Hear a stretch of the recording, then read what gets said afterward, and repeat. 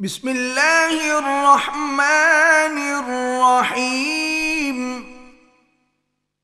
السلام علیکم ورحمۃ اللہ وبرکاتہ۔ سب سے پہلے اللہ کی حمد و ثنا اس وحدہ لا شریک کے لیے ہر قسم کی تعریف و توصیف جو اکیلا ہی اس جہان کا خالق و مالک ہے۔ اس کے بعد لاکھوں کروڑوں درود و سلام اس ہستی اقدس و مقدس پہ جن کا نام نامی اسم گرامی حضرت محمد الرسول اللہ صلی اللہ علیہ وآلہ وسلم ہے۔ حضرات، میری اور آپ کی زندگی اتنی قیمتی زندگی ہے، میں اور آپ اللہ کی رحمت اور اس کی توفیق سے صبح سے لے کر شام تک اور شام سے لے کر صبح تک جو اس روئے زمین پہ وقت گزار رہے ہیں، اس کی دنیا میں کوئی قیمت نہیں ہے۔ یہ سانسیں، یہ لمحے، یہ گھڑیاں، دن اور یہ رات، یہ منٹ، یہ سیکنڈ، اگر ان پہ توجہ کی جائے، ان پہ غور کیا جائے، اتنی قیمتی ہیں کہ اگر اس چیز کا احساس پیدا ہو جائے کہ یہ ہمارے لیے کتنے اہم ہیں، دن رات اور سات گھڑیاں، اور ان کی قیمت کیا ہے، اگر مجھے اور آپ کو اس کا احساس پیدا ہو جائے تو کعبہ کا رب جانتا ہے یہ ساری کی ساری دنیا ہمارے سامنے ہیچ نظر آئے، نہ محلات کی فکر رہے، نہ سیم و زر کی فکر رہے، نہ اقتدار کی فکر رہے، نہ باغ و بہار کی فکر رہے، صرف اور صرف فکر اس بات کی رہے کہ ان کے اختتام پہ میرا حساب ہوگا، ان کے اختتام پہ میں وہاں جاؤں گا جہاں کوئی میرے ساتھ نہیں ہوگا، اور پھر وہاں ایک ایک لمحے کا، ایک ایک گھڑی کا، ایک ایک منٹ کا، ایک ایک سیکنڈ کا ہمارے محاسب جو جس نے ہمیں پیدا کیا اس کی طرف سے جو مقرر ہیں وہ ہم سے پوچھیں گے۔ اور قرآن کہتا ہے وَمَن يَعْمَلْ مِثْقَالَ ذَرَّةٍ خَيْرًا يَرَهُ وَمَن يَعْمَلْ مِثْقَالَ ذَرَّةٍ شَرًّا يَرَهُ۔ رائی کے برابر، رائی کی کیا اوقات ہے؟ سب سے چھوٹے ذرے کو ہماری زبان میں رائی کہتے، رائی کے برابر بدی کا، بدی کی سزا ملے گی، اور رائی کے برابر نیکی اور اچھے عمل کی جزا ملے گی، کوئی معافی نہیں۔ اس لحاظ سے میں جو عرض کرنا چاہتا ہوں وہ یہ ہے، میری اور آپ کی زندگی کے یہ جو شب و روز میں اور آپ گزار رہے ہیں اتنے قیمتی ہیں۔ میری ابتدا میں دعا ہے کہ اللہ رب العزت مجھے بھی اور آپ کو بھی ان لمحات کی قدر کرنے کی توفیق عطا فرمائے۔ آقا علیہ الصلوۃ والسلام سے ان کے اصحاب نے پوچھا یا رسول اللہ، آپ کے دل میں اچھے گھر کی طمع کیوں نہیں ہے، اچھے لباس کی طمع کیوں نہیں ہے، اچھی خوراک کی طمع کیوں نہیں ہے، اپنی واہ واہ واہ واہ اور بلے بلے کروانے کی طمع کیوں نہیں ہے؟ تو آقا علیہ الصلوۃ والسلام نے فرمایا تھا کہ میرے اصحاب، اے میرے ساتھیوں، میں اس لیے ان چیزوں کو اپنی نظروں میں نہیں لاتا کہ میں اس دنیا میں ایسے آیا ہوں اور اتنی ہی دیر کے لیے آیا ہوں جیسے ایک مسافر تپتی ہوئی ریت کے اندر یا تپتے ہوئے موسم کے اندر سفر کے دوران کسی سایہ دار درخت کے نیچے چند لمحے آرام کرنے کے لیے بیٹھ جاتا ہے۔ میرا اس دنیا میں آنا اس مسافر کے آرام کی طرح ہے۔ وہ آرام، اگر وہ مسافر اس درخت کے سائے کو ہی اپنے لیے ہمیشگی سمجھے، اس سائے ہی کو اپنی متاع سمجھے، اسے ہی اگر اپنی منزل سمجھے، تو رحیم یار خاں کے لوگوں وہ مسافر کبھی منزل پہ پہنچا نہیں کرتا۔ آئے میں آج آپ کے سامنے جو درد رکھنا چاہتا ہوں، جو بات رکھنا چاہتا ہوں، وہ میں اپنے لیے بھی وہی ضروری سمجھتا ہوں اور آپ کے لیے بھی ضروری سمجھتا ہوں کہ آج جس قدر ہم فتنوں کا شکار ہیں، آج جس قدر ہم مادہ پرستی کا شکار ہیں، آج جس قدر ہم شہرت پسندی کا شکار ہیں، آج جس قدر ہم شخصیت پرستی کا شکار ہیں، آج جس قدر ہم اپنی نمود اور نمائش کا شکار ہو چکے ہیں، آئیے رک جائیے، اپنے قدموں کو ذرا روک لیجئے اور جائیے اسی مدینہ طیبہ کے اندر آج سے 1450 سال قبل وہ لوگ جنہوں نے اس قرآن کی آیات کو اترتے ہی اپنایا تھا، وہ لوگ جنہوں نے محمد کی زبان اقدس سے نکلنے والی حدیث کو اسی وقت اپنایا تھا، ان کا کردار بھی دیکھ لیجئے، ان کی فکر بھی دیکھ لیجئے، ان کی سوچ بھی دیکھ لیجئے، اور پھر اپنے آپ کو موازنے کے لیے ذرا مقابل ملائیے، تقابل کیجئے۔ کعبہ کے رب کی قسم ہے ہمارا ان کا کوئی واسطہ نہیں بن رہا ہے، ہم بڑے دور جا گرے ہیں۔ حضرات، باتیں بہت ہو سکتی ہیں، مگر اس زندگی کا سب سے قیمتی سامان جس کا میں ذکر کر کے اجازت چاہوں گا وہ یہ ہے، اس زندگی میں بالغ ہونے کے بعد قبر کی بستی میں اترنے تک، موت آنے تک، سب سے قیمتی جائیداد اور سب سے قیمتی متاع اور سب سے بڑا سرمایہ اور سب سے بڑی عزت و آبرو اور رفت والی کوئی چیز ہے تو وہ عمل ہے جسے اللہ عرش پہ بیٹھ کر تمہارے کھاتے میں جمع فرما لیتا ہے۔ اگر آج کے حالات کا ذکر کیا جائے تو سوچ کر یقین جانیے رونگٹے کھڑے ہو جاتے ہیں، آنسو نکل آتے ہیں۔ ہماری کیفیت یہ ہے،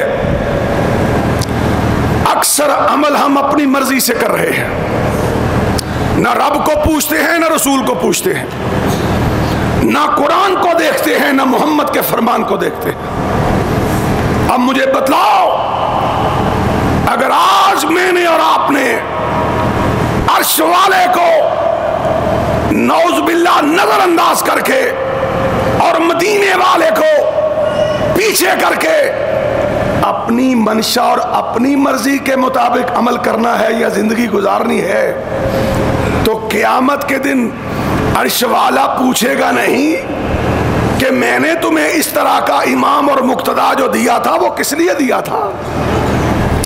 میں نے اس کتاب کو اتار کر قیامت کی صبح تک اعلان کروایا تھا، اے محمد صلی اللہ علیہ وسلم اعلان کر دے، انا نحن نزلنا الذکر و انا لہ لحافظون۔ آسمان ٹوٹ سکتا ہے، زمین پڑ سکتی ہے، پہاڑ ریزہ ہو سکتے ہیں، سمندر خشک ہو سکتے ہیں، مگر آسمان والے کا نازل کیا ہوا قرآن تبدیل نہیں ہو سکتا ہے۔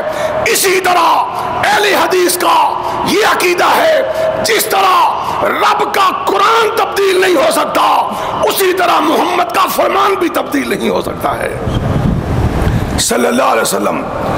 عرش والا اپنی ذات میں بے مثال، عرش والا اپنے خالق ہونے میں بے مثال، اور مدینے والا اپنے مخلوق ہونے میں بے مثال، وہ اپنی جگہ بے مثال، مدینے والا اپنی جگہ بے مثال۔ حضرات، میں عرض کرنا چاہتا ہوں کہ ایک عمل تو وہ ہے جسے ہم اپنی مرضی سے کرتے ہیں، کچھ نہیں دیکھتے، اپنا من دیکھتے ہیں، اپنا مولوی دیکھتے ہیں، اپنی جماعت دیکھتے ہیں، اپنی سوچ دیکھتے ہیں، اپنی برادری دیکھتے ہیں، اپنا قبیلہ دیکھتے ہیں، اپنی قوم دیکھتے ہیں۔ سارا قرآن پڑھ کے دیکھو، سارا قرآن، کسی جگہ مجھے اور تمہیں اجازت نہیں ہے کہ مجھے اور تمہیں 60 سال زندگی ملے، 80 سال ملے، 100 سال ملے، کہ اللہ نے کہا ہو کہ جمعے والے دن میری اور میرے رسول کی مان لینا، ہفتے والے دن اپنی مان لینا، کہیں نہیں کہا ہے، کوئی اجازت نہیں ہے۔ ایک عمل جس کا قرآن اور سنت سے واسطہ نہیں، وہ تو عذاب ہے ہی ہے۔ لیکن آج رحیم یار خان کے دوستو، میرے بھائی مرزا افتخار صاحب فرما رہے تھے، یہ بیان کرنا، یہ بات کہنا، اس عنوان پہ بات کرنا، کعبہ کے رب کی قسم ہے، میں عرش والے سے یہی دعا کرتا ہوں، اے اللہ تو صرف وہی بیان کروانا جس سے میری نجات بھی ہو جائے، ان لوگوں کی نجات بھی ہو جائے۔ اللہ تیری نجات سے بڑا کوئی سرٹیفکیٹ نہیں ہے۔ وَرِضْوَانٌ مِّنَ اللَّهِ اکبر، اگر تو راضی ہو گیا تو کعبہ کے رب کی قسم کسی اور کے راضی ہونے کی ضرورت ہی نہیں ہے۔ میں کہہ رہا ہوں، ایک بات وہ، ایک عمل وہ جس کا قرآن و سنت سے واسطہ نہیں ہے، اس کی تو سمجھ آتی ہے، مگر جو آیت میں نے پڑھی ہے وہ یہ ہے کہ اے نبی ان کو خبر کر، ان کو خبر، قُلْ هَلْ نُنَبِّئُكُمْ بِالْأَخْسَرِينَ أَعْمَالًا، جو دنیا میں بڑے بڑے عمل کرتے تھے، بڑے بڑے پہاڑ کھڑے کرتے تھے، اور کیا کہتے تھے؟ اکڑا کرتے تھے، اتراتے تھے، فخر کرتے تھے، ناز کرتے تھے کہ آج میں نے اتنا صدقہ کیا ہے، آج میں نے اتنی لمبی نماز پڑھی ہے، آج میں نے اتنی لمبی تقریر کی ہے، آج میں نے اتنے جانور ذبح کر کے قربانی کی ہے۔ اللہ اپنے نبی سے فرماتا ہے، ان کو بتلا میری عدالت میں سب سے بڑا گھاٹے والا وہ شخص ہوگا، عاملۃ ناصبہ، جب لایا جائے گا عمل کر کر کے تھکا ہوا ہوگا، مگر میں اتنا رحیم و کریم رب اپنی نگاہ رحمت اس کے عملوں کی طرف اٹھا کے دیکھنا بھی پسند نہیں کروں گا۔ فلا نقیم لہم یوم القیامت وزنا، وہ عمل کرنے والا بڑے فخر سے آئے گا، میں نے یہ کیا، میں نے وہ کیا۔ ہائے اللہ ہمیں محفوظ فرمانا۔ اور میرے بھائیوں اور دوستو، اس عمل کی کیا اوقات ہے جو ہے ہی قرآن و سنت کے خلاف، ہے ہی قرآن و سنت کے خلاف، اور وہ عمل ہمیں اس کی فکر کرنی چاہیے کہ تم نماز پڑھتے ہو، تمہیں فکر ہونی چاہیے کہ اللہ کے ہاں مقبول ہو جائے، تم جہاد کرتے ہو، تمہیں فکر ہونی چاہیے کہیں میرا یہ خون رائے گاہ نہ چلا جائے، تمہیں صدقہ کرتے ہوئے، تمہیں زکوٰۃ دیتے ہوئے، تمہیں کوئی عمل کرتے ہوئے اس بات کی فکر زیادہ ہونی چاہیے کہ اللہ یہ عمل میرا قیامت کے دن میرے کھاتے میں جمع رکھنا۔ حضرات، میں یہاں ایک مثال دے کے بات کو آگے لے کے چلتا ہوں۔ آپ کے ہاں اسکول ہیں، یونیورسٹیاں ہیں، مدارس ہیں، وہاں طالب علم پڑھتے ہیں۔ ایک طالب علم سارا سال حاضری وقت پہ جاتا ہے، اسکول وقت پہ جاتا ہے، پیریڈ پڑھتا ہے، کلاس کلاس روم جاتا ہے، کتابیں پڑھتا ہے، نصاب پڑھتا ہے، فیس ادا کرتا ہے، کوئی بھی اسکول اور کالج کی مخالفت نہیں کرتا. اور ایک طالب علم نہ فیس دیتا ہے، نہ اسکول جاتا ہے، نہ کلاس میں بیٹھتا ہے، نہ پیریڈ پڑھتا ہے، نہ نصاب پڑھتا ہے.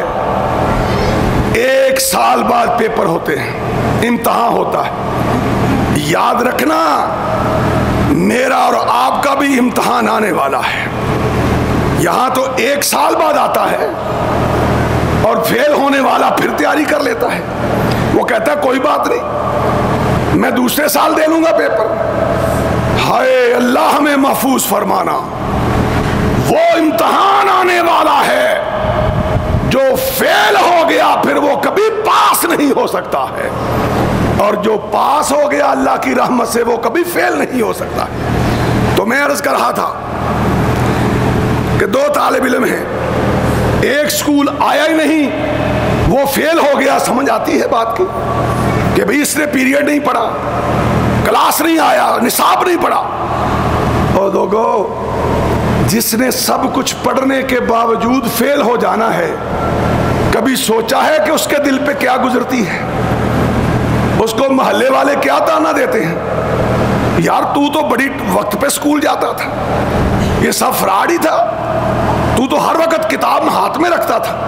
توجہ سے بات سمجھنا، تو بڑا ٹیچر کے ساتھ ساتھ رہتا تھا، ہر وقت سکول میں ملتا تھا، ہر وقت پڑھتا ہوا نظر آتا تھا. اور بتلاؤ، کعبہ کا رب جانتا ہے سکول نہ آنے والا اگر فیل ہو گیا تو کوئی تعجب کی بات نہیں ہے. وہ جو سارا دن سکول میں رہ کے 1 سال بعد فیل ہو گیا اس پہ کیا گزرے گی؟ آج یہ لوگ مسجد میں آئے ہیں، آپ سے اور اپنے سے ہی بات کر لیتا ہوں. اتنا بڑا شہر ہے، میرا خیال 3% ہی لوگ ہوں گے جہاں مسجد میں جو آئے. لوگ اپنے کام کاج میں پڑے ہوئے ہیں، کوئی دکان کی فکر میں ہے، کوئی اولاد کی فکر میں ہے، کوئی بیوی سے باتیں کر رہا ہے، کوئی کچھ کر رہا ہے، کوئی اپنی پارٹی کے نغمے گا رہا ہے، کوئی اپنے سیم و زر کے پیچھے پڑا ہوا ہے. آج اگر یہ لوگ میرے سمیت رب کے اس گھر میں آئے ہیں تو ہم اگر نعوذ باللہ قیامت کے دن فیل ہو گئے، مسجد میں آنے کے باوجود بھی فیل ہو گئے، قرآن کہتا ہے کہ یہ سب سے زیادہ خسارے والے ہیں، یہ سب سے زیادہ گھاٹے والے ہیں. ان سے بڑا قیامت کے دن کوئی گھاٹے والا نہیں ہوگا. اللہ ہمیں محفوظ فرمائے. میں اپنی بات آگے بڑھانے سے پہلے حضرت ابو ہریرہ سب کہو رضی اللہ تعالیٰ اپنے شاگردوں میں آئے، اللہ اکبر، منبر پہ بیٹھے تو اس امت کے 3 لوگوں کا ذکر کیا انہوں نے، 3 لوگوں کا. اور ذکر کہاں سے لیا؟ محمد الرسول اللہ سے صلی اللہ علیہ وسلم. فرمایا کالا کالا رسول اللہ صلی اللہ علیہ وسلم. ابھی ابو ہریرہ نے یہی پڑھا تھا کہ منبر سے نیچے جا گرا، شاگردوں نے اٹھایا. آج میں اوروں کی بات نہیں کرتا، معذرت کے ساتھ جن ملاؤں سے میرا واسطہ پڑا ہے، کعبہ کے رب کی قسم ہے، ان سے اکثر میں ریاکاری، شہرت اور سیم و زر کی پرستش، مادہ پرستی کا یہ عالم ہے کہ دل کرتا ہے کہ ان کے قریب سے کہیں دور بھاگ جایا جائے. کہاں چلے جائیں؟ اگر معاشرے کے ملا کا یہ حال ہے، اگر معاشرے کے محمد کے منبر پہ کھڑے ہونے والا، اور سن لو اس روئے زمین پر سب سے مقدس جگہ مسجد ہوا کرتی ہے، سب سے مقدس جگہ. اور یاد رکھنا مسجد میں سب سے مقدس جگہ وہ ہے جہاں یہ گناہگار کھڑا ہے. محمد کا منبر ہوتا ہے یا محمد کا مصلی ہوتا ہے صلی اللہ علیہ وسلم. ساری کی ساری مسجد قابل احترام ہے، مقدس ہے، برتر ہے، بہتر ہے، افضل ہے. لیکن ساری کی ساری مسجد میں یا محمد کا منبر بڑا ہوتا ہے یا محمد کا مصلی بڑا ہوتا ہے صلی اللہ علیہ وسلم. اور کہاں جاؤں, پیٹوں دل کو کہ روؤں جگر کو, میں کیا کروں. لیکن آؤ, میں جو عرض کرنا چاہتا تھا, ابو ہریرہ سب کہو رضی اللہ تعالیٰ عنہ منبر سے نیچے جا گرے, شاگردوں نے اٹھایا, پھر منبر پہ بٹھایا, پھر کالا کالا رسول اللہ پڑھا, پھر نیچے جا گرے. 3 مرتبہ گرنے کے بعد شاگردوں نے پوچھا استاد جی کیا ماجرا ہے. کہنے لگے میں آقا کی وہ حدیث سنانے لگا ہوں جس میں آقا نے فرمایا تھا میرے صحابہ قیامت کے دن اللہ جہنم کو دہکانے کے لیے سب سے پہلے قارون کو نہیں ڈالے گا, فرعون کو نہیں ڈالے گا, حمان کو نہیں ڈالے گا, سب سے پہلے میری امت کے 3 بڑے عمل کرنے والوں کو ڈالے گا. ہائے ہائے ہائے, استاد جی کون سے ہوں گے عمل کرنے والے؟ فرمایا ایک شہید ہوگا, ایک سخی ہوگا, ایک قاری القرآن اور مفسر قرآن ہوگا. بڑے بڑے عمل ہیں. اللہ فرمائیں گے تو نے دنیا کو دکھانے کے لیے کیا تھا, دنیا نے تجھے واہ واہ واہ واہ کر دی, میرے عرش پہ میرے ہاں تیرے لیے اب کچھ نہیں پڑا ہوا ہے. حضرات فکر کیجئے, آئیے بات کو مختصر کرتے ہیں. عمل بڑی قیمتی چیز ہے. میرا اور آپ کا عمل, یاد رکھنا 2 نفل جنت کا وارث بنوا سکتے ہیں. اور یہ بھی یاد رکھنا آقا نے فرمایا تھا عمل کرتا کرتا بندہ جنت کے کنارے پہنچ جاتا ہے, ایسی بدبختی ہو جاتی ہے اللہ جنت کے کنارے سے اٹھا کے جہنم کا وارث بنا دیتا ہے. فکر کرو, اتنی آزادی سے تمہیں رہنے کے لیے عرش والے نے یہ دنیا نہیں دی ہے. آؤ رک جاؤ, عرش والے کا قرآن تھام لو, محمد کا فرمان تھام لو صلی اللہ علیہ وسلم, اس کے پیچھے چلو. انشاءاللہ تم ایک کھجور صدقہ کرو گے, اللہ اس کھجور کے بدلے جنت کا وارث بنا سکتا ہے. حضرات میں جو عرض کرنا چاہتا ہوں, کسی کو نہیں پتا کس کا عمل قبول ہوا یا نہیں ہوا, کسی کو کوئی پتا نہیں. اس امت کے 10 لوگ ہیں جن کو نبی نے جنت کی بشارت دی ہے. ابو بکر فی الجنہ, عثمان فی الجنہ, عمر فی الجنہ, علی فی الجنہ, طلحہ فی الجنہ. 10 لوگوں کو بس, باقی کا کوئی پتہ نہیں ہے. ابو بکر نے فی الجنہ کا لقب بھی پایا تھا, پر محمد کے مسلے پہ جب کھڑے ہو کے نماز پڑھاتا تھا تو اس کے مقتدی کہتے ہیں اس طرح روتا تھا جیسے ہنڈیا ابل رہی ہے. تڑپ جاتا تھا کہ اللہ سب کچھ ٹھیک ہے مگر جس دن تیرے سامنے پیش ہونا ہے پتہ نہیں کیا بننا ہے. تو حضرات کوئی علم نہیں کون قبول کروا ہوتا ہے کون نہیں, لیکن ایک بات میں کہہ دیتا ہوں, اس قرآن کی روشنی میں اور نبی کے فرمان کی روشنی میں کہ ہاں یہ معلوم ہے کہ اگر قبول ہوا تو کس کا قبول ہوگا. یہ ہے آج کا میرا عنوان, اگر قبول ہوا تو کس کا ہوگا.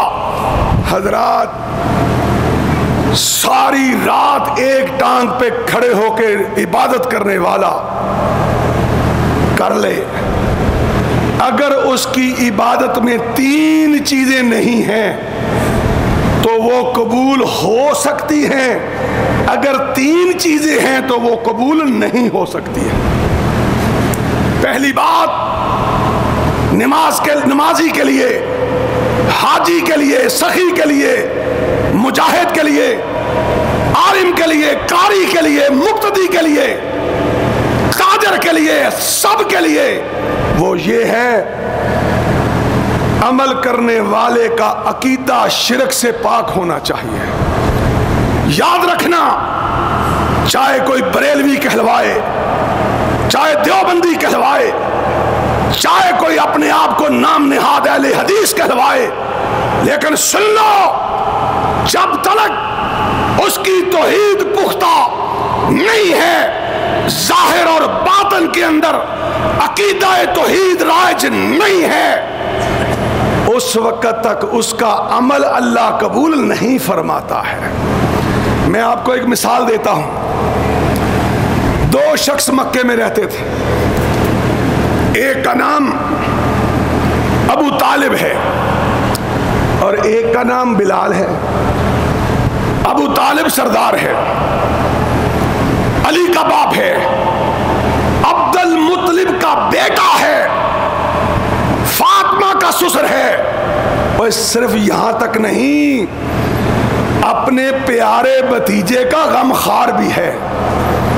ختیجہ سے نکاح ہونے لگا، عرب والوں نے زبانیں کھولی، یہ کیسا جوڑا ہے، وہ سردارہ ہے، مالدارہ ہے، فلاں ہے، حسن و جمال ہے، چودراہٹ ہے، بہت زیادہ سرمایہ ہے، اور ادھر یتیم ہے، باپ بھی نہیں، ماں بھی نہیں۔ تو عبد المطلب ہی تو کھڑا ہوا تھا جس نے کہا تھا زبانیں بند کرو، میرے محمد جیسا روئے زمین پہ لا کے تو دکھاؤ۔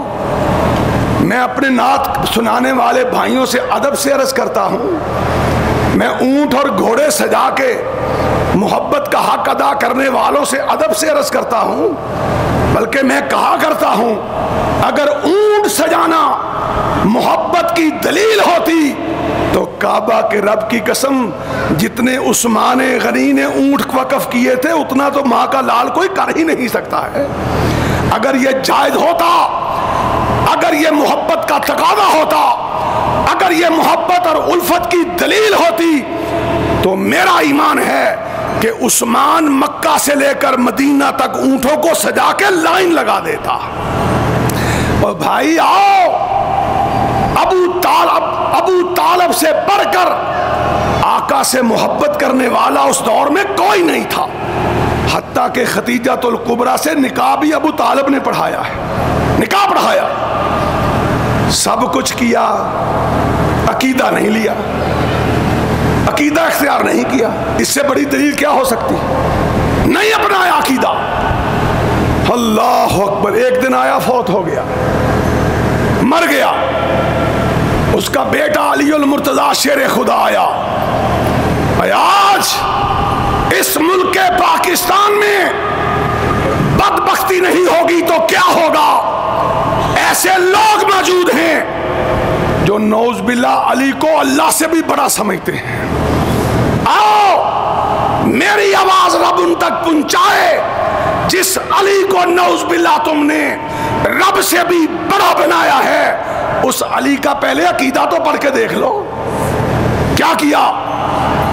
آقا علیہ الصلوۃ والسلام کے پاس آیا، ان امک الزال قد مات، اللہ کے رسول میں علی آپ کو خبر دینے آیا ہوں، آپ کا گمراہ چاچا مر گیا ہے۔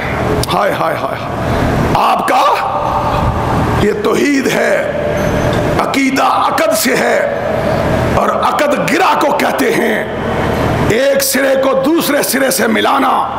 جیسے مولوی ایک خاتون کا ایک مرد کے ساتھ نکاح کرتا ہے، پھر وہ عورت کسی غیر کے در پہ جائے، وہ مرد برداشت نہیں کرتا ہے۔ آدم سے لے کر محمد کریم تک یہی عقیدہ پیش کر کے گئے ہیں کہ لوگوں تمہارا عقد عرش والے سے ہو گیا ہے، اور ہوا کس سے ہے؟ لا الہ الا اللہ سے ہوا ہے۔ اب اس کو پڑھنے کے بعد مر جانا، لٹ جانا، پٹ جانا، کٹ جانا، بمبوں کے دھماکوں کی نظر ہو جانا، خنجر کھا لینا، سب کچھ لٹوا لینا، مگر رب کی توحید پہ آنچ نہیں آنے دینا، یہ عقیدہ ہے۔ اس کے بغیر گزارا نہیں ہو سکتا۔ کیا فرمایا؟ اے اللہ کے رسول، آپ کا گمراہ چاچا فوت ہو گیا۔ ہائے ہائے ہائے، دوسری طرف رحمت للعالمین ہے، جانوروں سے پیار کرنے والا نبی ہے۔ ہائے ہائے، ایک خاتون آئی اب نارمل ہے، شعور نہیں ہے، عقل نہیں ہے. جنگ کی تیاری ہو رہی ہے، مسجد نبی کا کچا صحن ہے، دھوپ میں کھڑی ہو گئی. اللہ کے رسول بات کرنا چاہتی ہوں، دیوار کے ساتھ لگی ہوئی تھی. حدیث میں آتا ہے آقا دیوار کی اوٹ لگا کے اپنا کان اس کے منہ کے ساتھ منہ کی طرف کر کے ایسے کھڑے ہو گئے. ہائے عمر تیری اپنے نبی سے محبت کے انداز پہ قربان. جلال آیا، اے اللہ کے رسول یہ تو پاگل ہے، اب نارمل ہے، آپ کو دھوپ میں کھڑا کیا ہوا ہے، اسے کہیے جائے. فرمایا عمر بیٹھ جا، اگر اس کی میں نہیں سنوں گا تو دنیا میں کون سنے گا؟ ہائے ہائے، میں نہیں سنوں گا تو کون سنے گا؟ ایسا رحمت والا، ایسا محبت والا، ایسا اپنی امت کے لیے غم کرنے والا نبی ہے. علی کے سوال پہ جواب کیا دیتا ہے؟ اذهب فواری ہے، جا علی، اسے کوئی گڑھا کھود کے اس کے اندر دبا دے. علی کہتے ہیں واللہ لا اواری ہے انہو مات مشرکا. اللہ کے رسول میرا سگا باپ تھا، میرا سر کا تاج تھا، میرے گھر کا سربراہ تھا، میرا خون تھا، میرا سب سے بڑا رشتہ تھا، مگر میں اپنے ہاتھ سے دبانا پسند نہیں کرتا، اس لیے کہ مشرک کی موت مر گیا ہے. ہائے، یہ سردار ہے، حسب نسب ہے، نبی کا چچا ہے، فاطمہ کا سسر ہے، عبد المطلب کا سگا بیٹا ہے، نبی کا محاسب، نبی کا مہربان ہے، نبی پہ شفقت کرنے والا ہے، شیب ابی طالب میں نبی کے ساتھ وقت گزارنے والا ہے، خدیجہ سے نکاح پڑھانے والا ہے، سارے کفر سے اپنے بھتیجے کے لیے ٹکرانے والا ہے. اور انجام کیا ہے؟ اور دوسری طرف کالے رنگ کا بلال ہے، پورے بدن پہ کپڑے بھی نہیں اور ٹوٹا ہوا جوتا ہے، زمین پہ چلتا ہے. نبی معراج کی رات پوچھتا ہے کہ یہ جنت جیسی خوبصورت بستی میں یہ آواز کس کی ہے؟ فرشتہ کہتا ہے اے آقا، آپ کے ٹوٹے جوتے والا بلال زمین پہ قدم مار رہا ہے، عرش والا اس کی آواز جنتیوں تو کو سنا رہا ہے.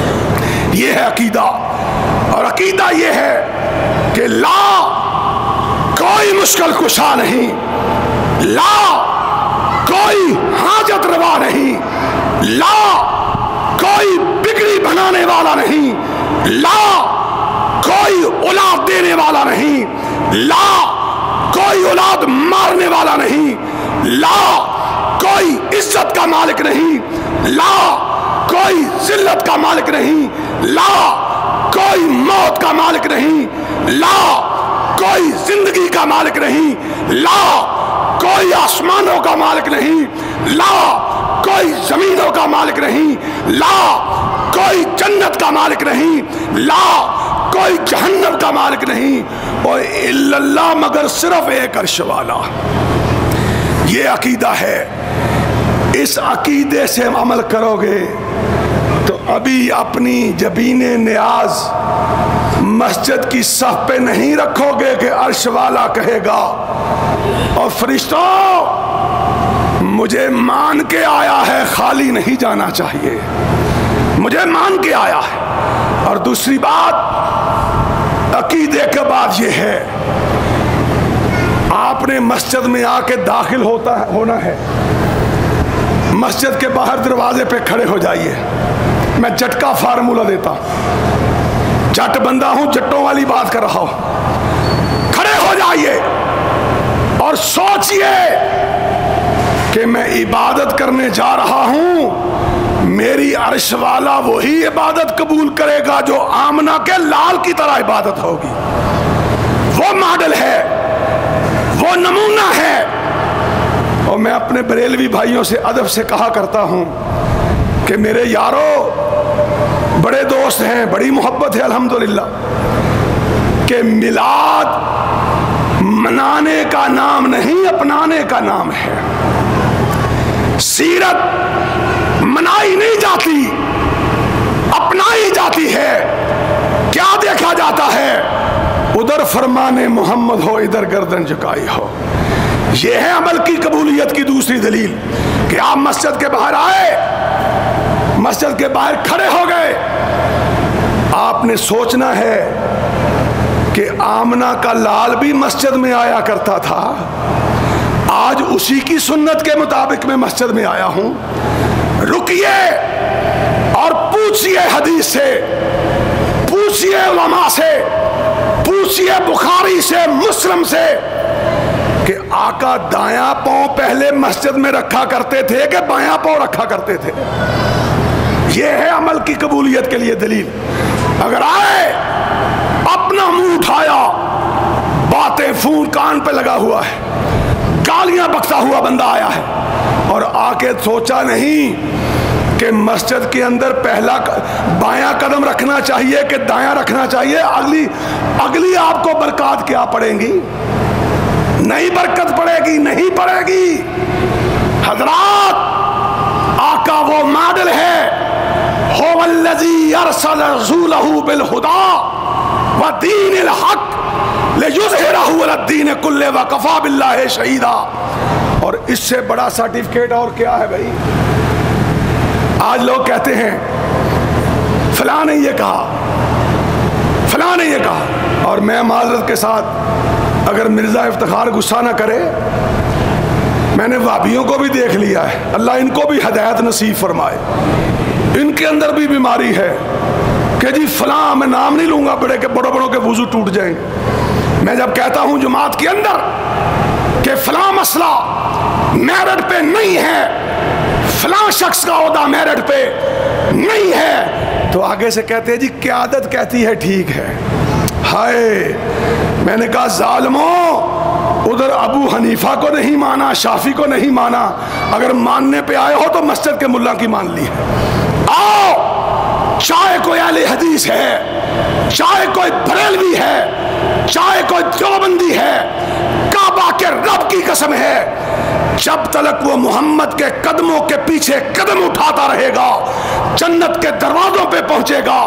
اگر درمیان میں وہ کسی امیر کو لایا, غریب کو لایا, کسی ناظم کو لایا, کسی قیادت کو لایا, کسی ملا کو لایا, کسی سردار کو لایا, کسی سرکار کو لایا, کسی جرنیل کو لایا, کسی کرنیل کو لایا, کسی حکمران کو لایا, اس کا ناطہ عرش والے سے کبھی جڑ ہی نہیں سکتا ہے. جوڑنا ہے. وَمَن يُطِعِ الرَّسُولَ فَقَدْ أَطَاعَ اللَّهَ. اوے ہماری جلسیوں سے, ہمارے جلوسوں سے, ہمارے جانور سے جانے سے کوئی نبی کی عظمت بیان نہیں ہو سکتی. اور رحیم یار خاں والو, یہ نسخہ اپنے سینے پہ رکھ کے لے جاؤ. یہ قرآن ہے, بھرا پڑا ہے. عرش والا کبھی اس نبی کی بستی کی قسم کھاتا ہے, لا اقسم بہذا البلد, قربان جاؤں اس نبی پہ. عرش والا کبھی اس کی عمر کی قسم کھاتا ہے, لامروں کا. 1,24,000 انبیاء آئے ہیں, نبی آئے ہیں, رسول آئے ہیں. میرا چیلنج ہے, اللہ نے نہ کبھی کسی نبی کی بستی کی قسم کھائی ہے, نہ کسی کی عمر کی قسم کھائی ہے. ہائے ہائے. اور اگلا تاج یہ ہے, اللہ کہتا ہے اطیعوا اللہ واطیعوا الرسول, اطیعوا اللہ واطیعوا الرسول, اطیعوا اللہ واطیعوا الرسول. کیا مانا بھائی؟ اللہ کی مانو اور اونچی بولو یار. ہائے ہائے, اللہ کی مانو اور مدینے والے کی مانو. کئی مقام ایسے ہیں, میں کہتا ہوں طالب علم میں, کہ میرے نبی کی اس سے بڑی میلاد اور اس سے بڑا سیرت کا جلسہ کوئی نہیں کروا سکتا جو عرش والے نے کروایا ہے. کیا فرمایا؟ فرمایا اس کی مان لوگے تو سمجھ لینا عرش والے کی مان لی ہے.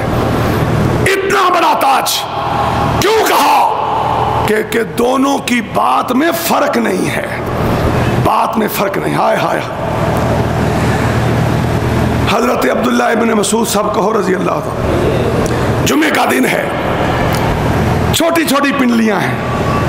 میں اکثر یہ حدیث سناتا ہوں، میرا ایمان تازہ ہو جاتا ہے. ایک دن احد کے ساتھ درخت پہ چڑھے صحابہ مسواکی اتار رہے، ہوا تیز ہے. کیا دیکھتے ہیں کہ عبداللہ ابن مسعود اسے لڑکھڑا رہے، ہوا کے ساتھ درخت کے ساتھ لڑکھڑا رہے. آقا اپنے مرید کا حال تو دیکھیے، اپنے غلام کا عالم تو دیکھیے. آقا نے فرمایا کیا ہوا؟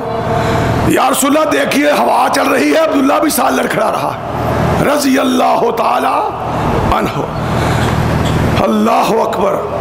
محمد کریم نے اپنی نگاہوں کو آسمان کی طرف اٹھایا اور کہا میرے صحابہ تمہیں عبداللہ کی پنڈلی کے وزن کے بارے علم نہیں ہے. میرا عبداللہ وہ ہے، قیامت کا دن ہوگا، اللہ ترازو لگائے ہوئے ہوگا، میرے عبداللہ کو لایا جائے گا. ایک طرف میرے عبداللہ کی ترازو میں پنڈلی رکھی جائے گی اور دوسرا 11 کلومیٹر کا لمبا پہاڑ احد رکھا جائے گا. فرمایا میرے صحابہ اس قیامت کے دن میرے عبداللہ کی پنڈلی احد پہاڑ سے بھی وزنی نکلے گی. ہے کسی کی جرت؟ ہے کوئی امام؟ ہے کوئی لیڈر؟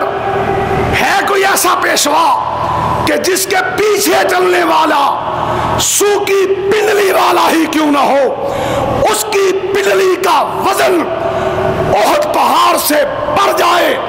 اگر کوئی اور نہیں ہے تو تختہ دار چومنا جائز ہے.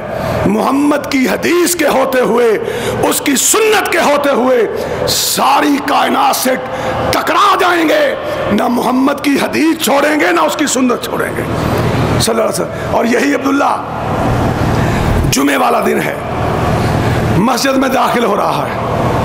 آقا دیکھتے ہیں کچھ عربی پینڈو دیہاتی وہ آقا کے خطبے میں گفتگو کر رہے، باتیں کر رہے ہیں. آپ نے غصے سے کہا بیٹھ جاؤ، جمعے میں بات نہیں کرتے، خطبے میں باتیں نہیں کرتے. اجلسو کا لفظ بولا اور ایسے وزن نہیں بڑھا، آؤ میں بتلاتا ہوں کیسے وزن بڑھا ہے. ہائے ہائے اللہ تیرا شکر، تو نے دین بھی دیا تو غالب دین دیا اور آخری دین دیا. اللہ تو نے نبی بھی دیا تو آخری نبی دیا. ہائے اللہ ہم تیری ذات پہ مٹ جائیں، شکر ادا نہیں کر سکتے. تو نے اس کے پیچھے چلنے والے بھی وہ دیے کہ پہلے آسمان نے اس طرح کے دیکھے ہی نہیں تھے. مسجد میں داخل ہو رہا ہے، عبداللہ کا ایک قدم مسجد کے اندر ہے، ایک قدم مسجد کے باہر. کانوں میں آواز پڑی بیٹھ جاؤ. نگاہوں کو اٹھایا تو دیکھا کہ آمنہ کا لال سرتاج الانبیاء اپنے منبر پہ کھڑا ہے اور کہہ رہا ہے بیٹھ جاؤ. یہ نہیں سوچا کہ کس کو کہہ رہا ہے. باہر والا قدم باہر چھوڑ دیا، اندر والا قدم اندر چھوڑ دیا اور عبداللہ ابن مسعود اسی چوکھٹ پہ بیٹھ گیا. ایک قدم باہر پڑا ہوا ہے، ایک اندر ہے. آقا کی نظر اٹھی، نگاہ رحمت سے دیکھا، فرمایا عبداللہ کیا ہوا ہے، کیوں بیٹھ گئے ہو، آگے کیوں نہیں آئے؟ اٹھے، ادب سے نگاہوں کو جھکایا. لا تقدموا بین یدی اللہ ورسول. آقا جو آپ نے قرآن ہمیں تھمایا ہے، دیا ہے، پڑھایا ہے، اس میں لکھا ہے اللہ اور اس کے رسول کے حکم کے آگے ایک قدم بھی نہیں اٹھانا.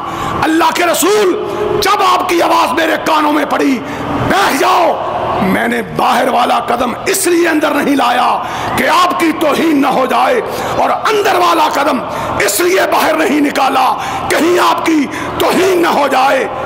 حضرات یہ محبت جب تم اپناؤ گے، ہائے اسماعیل سلفی سب کہو رحمت اللہ، گجرانوالہ کے عالم ہے، سید داؤد غزنوی رحمت اللہ علیہ کے ساتھ مرکزی جمعیت اہل حدیث کے ناظم اعلیٰ تھے. علماء نے لکھا ہے گجرانوالہ چوک نیائی اپنی مسجد میں آئے، نماز پڑھی، خطبہ دیا، واپس جا رہے تھے اور بھول کر دایاں قدم پہلے نکالنے کی بجائے بایاں پہلے نکال بیٹھے. یعنی پنجابی چ تانوں دس دینا کہ کھبا باہر کڈن دی بجائے سجا کڈ بیٹھے. ساری زندگی ان کے رفقا سے میں نے خود سنا ہے, ساری زندگی جب بھی ہاتھ اٹھا کے رب سے مانگتے تو کہتے اللہ اپنے اسماعیل کو معاف کر دینا, ایک دن تیرے نبی کی سنت کے مخالف مسجد سے نکلا تھا. یہ ہے متبع سنت, یہ ہے اتباع رسول, یہ ہے عاشق بننا, یہ ہے اس کے پیروکار بننا. توحید کے ساتھ جب آپ اپنی سب زندگی کے روزمرہ کے معاملات کو نبی کی تابع لے آؤ گے, نبی کے مطابق لے آؤ گے, اللہ انشاءاللہ تمہارا کبھی بھی عمل ضائع نہیں ہونے دے گا. اور آخری بات, جب توحید سے پیراور ہو جاؤ, جب سنت کے دائی بن جاؤ, نبی کے شدائی بن جاؤ, نبی کی ادا پہ مرنے والے بن جاؤ, پھر یاد رکھنا جو بھی کرنا ہے وہ اللہ کو راضی کرنے کے لیے کرنا ہے, قوم کو راضی کرنے کے لیے نہیں کرنا ہے. آخری بات سنیے, اللہ کو راضی. ہائے زبیدہ تو کہاں یاد آئی, ہائے ہائے بادشاہ کی بیوی ہے اور کیا کہتی ہے, حج پہ آئی, دیکھتی ہے حاجیوں کو پیاس لگی ہوئی ہے, پانی کا کوئی انتظام نہیں, فیصلہ کرتی ہے, اپنے خامد بادشاہ سے کہتی ہے میں یہاں کھڑے ہو کے اللہ سے وعدہ کر کے جا رہی ہوں, آئندہ حج تک میں اپنی دولت سے حاجیوں کے لیے نہر بنواؤں گی, نہر بنواؤں. آج بھی وہ مینار فاض میں نہر موجود ہے اور زبیدہ کے نام پہ ہے, چھوٹی سی نہر, آپ نے دیکھی ہوگی, حاجی حضرات جانتے ہیں. نہر بنوائی, اپنے محاسب کو بلایا, اکاؤنٹنٹ کو بلایا, کہنے لگی سارا حساب لے کے آؤ جتنی میں نہر میں نے بنوائی ہے, خرچہ کتنا آیا. وہ لے آیا. زبیدہ کہنے لگی مجھے ساتھ دریا کی سیر بھی کرواؤ اور ساتھ حساب بھی سناؤ. سارے رجسٹر کشتی میں رکھ لیے, کشتی چلی, محاسب نے پہلا رجسٹر کھولا, اے ملکہ یہاں سے حساب شروع ہوا ہے. کہنے لگی بند کر دے اور دریا میں پھینک دے. پھنکوایا, اس نے دوسرا کھولا, پڑھنا شروع کیا, بند کروا کے پھنکوا دیا. تیسرا کھولا, چوتھا کھولا, ڈھیر لگا ہوا, چونکہ کمپیوٹر کا دور نہیں تھا.